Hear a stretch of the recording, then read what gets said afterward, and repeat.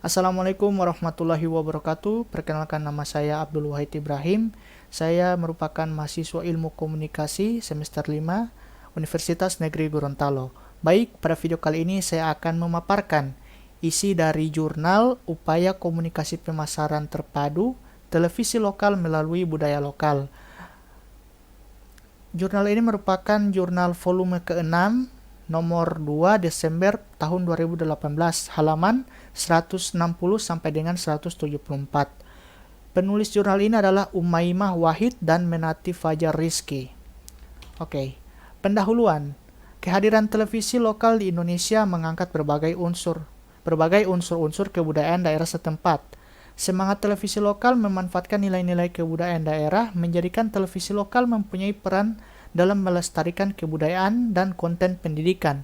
Bukan hanya hiburan semata, hal tersebut berdasarkan pasal 36 ayat 1 Undang-Undang Nomor 32 Tahun 2002 tentang penyiaran yang menyatakan bahwa isi siaran wajib mengandung informasi, pendidikan, hiburan, dan manfaat untuk pembentukan intelektualitas, watak, moral, kemajuan, kekuatan bangsa, menjaga persatuan dan kesatuan, serta mengamalkan nilai-nilai agama dan budaya Indonesia. Oleh karenanya, televisi lokal merupakan media yang dipercaya dapat menjadi alternatif penyebaran informasi, terutama informasi budaya lokal di tengah gempuran budaya populer yang diusung televisi-televisi swasta nasional. Televisi lokal diharapkan menawarkan alternatif tayangan yang berpihak kepada kekayaan nilai-nilai budaya lokal atau daerah, sekaligus sebagai media yang memberikan informasi mengenai pembangunan daerah atau sosialisasi program-program pemerintah daerah.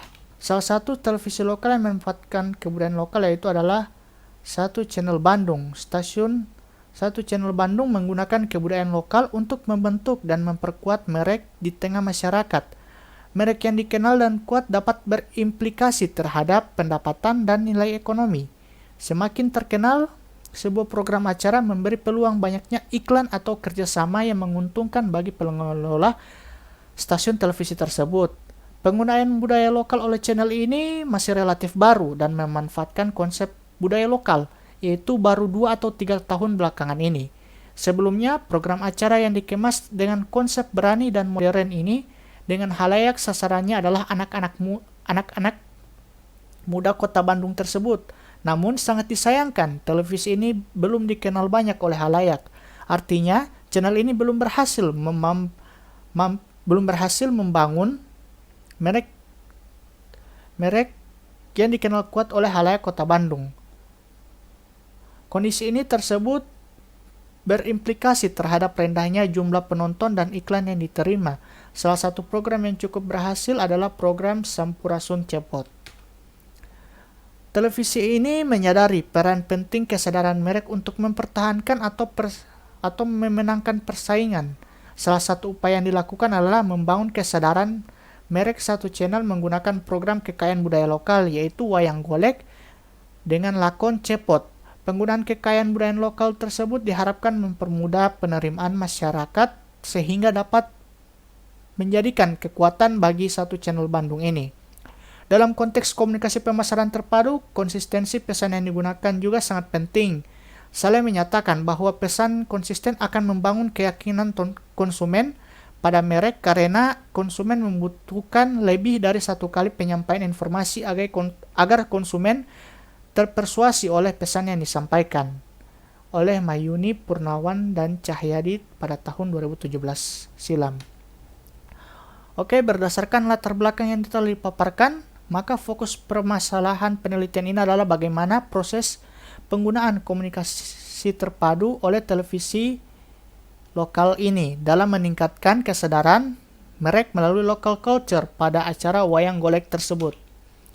Penelitian ini menggunakan teori komunikasi terpadu atau Integrated Marketing Communication.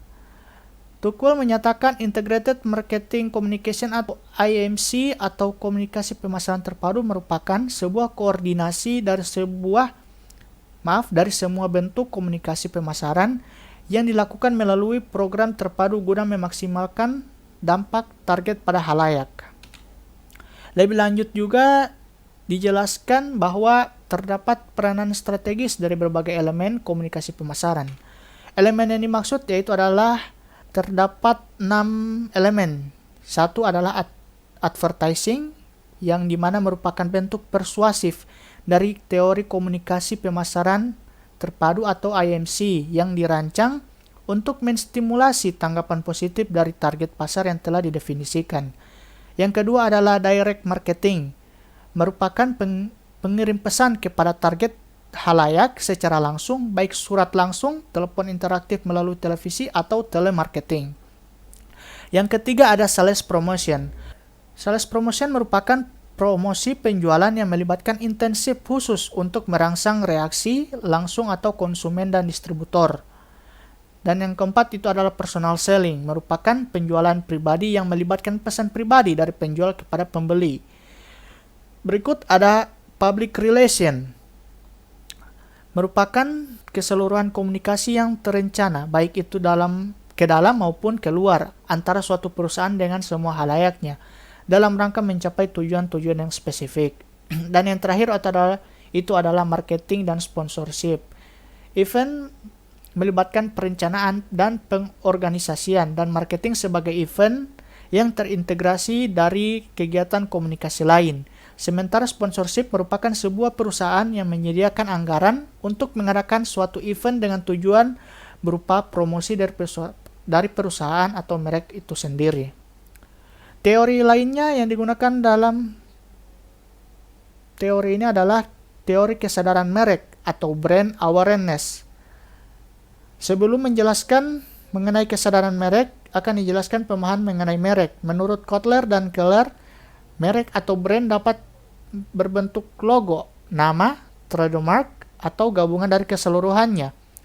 Berdasarkan definisi tersebut, suatu merek memiliki fungsi sebagai pembeda antara produk suatu perusahaan dengan produk lainnya. Penggunaan nama logo atau merek dagang sangat penting karena hal tersebut merupakan upaya serius yang dilakukan oleh perusahaan untuk memberitahukan kepada konsumen ciri pembeda merek dan sekaligus bertujuan untuk memberi pengetahuan serta kesadaran merek perusahaan. Oke, pada jurnal kali ini menggunakan metode penelitian pendekatan kualitatif. Menurut Denzin dan Lincoln, penelitian kualitatif memiliki penekanan pada proses dan makna yang tidak dikaji secara ketat atau belum diukur dari sisi kuantitas, jumlah, intensitas atau frekuensinya. Penelitian ini juga menggunakan kedalaman analisis yang dikenal dengan interpretif. Menurut Burrell dan Morgan, pendekatan interpretif ini bersifat subjektif, yaitu berusaha memahami kenyataan sosial apa adanya. Kesadaran terlibat, kenyataan sosial dibentuk oleh kesadaran, dan tindakan seseorang mencari makna di balik sesuatu. Pertimbangan peneliti menggunakan pendekatan interpretif ini karena kajian yang diteliti menyangkut dimensi kemanusiaan atau lebih pada sisi subjektivitasnya dalam nilai budaya yang ditampilkan melalui program acara Sampurasun Cepot dalam meningkatkan brand awareness channel Bandung ini. Fokus penelitian ini yaitu mengenai proses peningkatan kesadaran merek menggunakan budaya lokal satu channel TV Bandung. Alasan mendasar penulis menggunakan pendekatan studi kasus dalam penelitian ini yaitu satu, kasus yang diangkat bersifat unik. Hal ini bisa dilihat dari fokus penelitian yang ingin melihat nilai-nilai budaya berperan dalam meningkatkan kesadaran merek pada penonton. Nilai-nilai budaya tersebut dituangkan melalui acara Sampurasun Cepot. Dan kedua itu adalah kasus yang dipilih mampu menjadi bukti dari teori yang digunakan dengan baik. Teori yang dibangun memiliki proposisi yang jelas serta sesuai dengan kasus tunggal yang dipilih sehingga dapat dipergunakan untuk membuktikan kebenarannya. Hasil dan pembahasan. Satu channel Bandung telah melakukan 6 elemen komunikasi pemasaran terpadu atau IMC yang mempunyai tingkat keefektifan yang berbeda-beda. Kegiatan direct marketing dan advertising menggunakan media sosial untuk menunjang kegiatan tersebut dan menjadi media utama dalam penyebaran informasi persuasi kepada halayak atau masyarakat. Masyarakat dapat mengakses informasi dan berinteraksi lebih mudah satu dengan yang lainnya. Media sosial yang digunakan oleh channel tersebut berupa website, Instagram, YouTube, Twitter, serta email. Dari kelima media sosial tersebut dimiliki satu channel tersebut berdasarkan hasil observasi, hanya ada 2 media sosial yang berperan penting dalam kegiatan IMC ini, yaitu website dan YouTube. Hal ini dikarenakan website One Channel telah memiliki informasi yang terlengkap dibandingkan dengan media lain. Selain itu, dalam website ada link khusus ke channel YouTube yang diisi dengan program acara satu channel, termasuk program Wayang Golek Sampurasun Cepot. Kesimpulan, dalam upaya meningkatkan brand awareness, satu channel Bandung melakukan proses dan aktivitas Integrated Marketing Communication atau IMC untuk memenangkan halayak. Dalam hal ini, marketing komunikasi One Channel Bandung menggunakan 2 cara, yaitu langsung dan tidak langsung. Komunikasi langsung berupa tatap muka yang digunakan untuk lebih ditekankan dalam proses peningkatan brand awareness perusahaan, di mana pada strategi IMC ini selalu diselipkan komunikasi interpersonal agar dapat mencapai tujuan perusahaan, mulai dari sales promotion, personal selling, hingga public relation, yang terfokus kepada komunikasi secara langsung. Hal ini dilakukan oleh marketing komunikasi sebagai penguat dalam peningkatan awareness masyarakat kepada satu channel Bandung. Cara kedua digunakan adalah komunikasi pemasaran secara tidak langsung yang difokuskan kepada advertising, di mana marketing komunikasi menggunakan media sosial untuk dapat memberi informasi seputar acara Sampurasun Cepot serta televisi di mana acara tersebut bernaung. Berdasarkan analisis dan kesimpulan, maka terdapat saran mengenai penelitian ini, baik saran teoritis maupun saran praktis, yaitu 1. Penelitian lanjut dapat dilakukan dengan menggunakan teori, konsep, pendekatan dan metode penelitian yang berbeda agar memperoleh hasil yang objektif mengenai penggunaan teori komunikasi terpadu dari Tukwell dan tahapan brand awareness dari Aker. Harapannya penelitian ini dapat menghasilkan pengukuran variabel-variabel yang digunakan sehingga analisis interpretatif menjadi lebih bermakna. 2. Saran praktis yang dapat peneliti berikan yaitu berikut adalah A. Satu channel Bandung tetap menggunakan kekuatan budaya Sunda sebagai wujud dari tanggung jawab pengembangan kearifan lokal. Dalam industri media yang acap kali terabaikan karena dianggap tidak dapat menjual dan membangun kesadaran merek. B. Kegiatan sales promotion difokuskan sehingga memungkinkan pemasangan iklan dapat bertambah. Jika kemasan program dan komunikasi personal dilakukan dengan pemasangan iklan, sangat mungkin iklan akan memadai untuk program lokal. C. Divisi marketing lebih kreatif, menggunakan alat-alat komunikasi pemasaran yang ada sekarang harus ditambah dengan alat komunikasi pemasaran lainnya, seperti booklet, flyer, dan merchandise. D. Budget divisi marketing komunikasi, kreativitas marketing. E. Pihak satu channel memaksimalkan kualitas dan pencapaian kinerja yang di tengah keterbatasan jumlah sumber daya manusia atau SDM. Oke, sekian dari saya. Mohon maaf bila banyak kesalahan kata.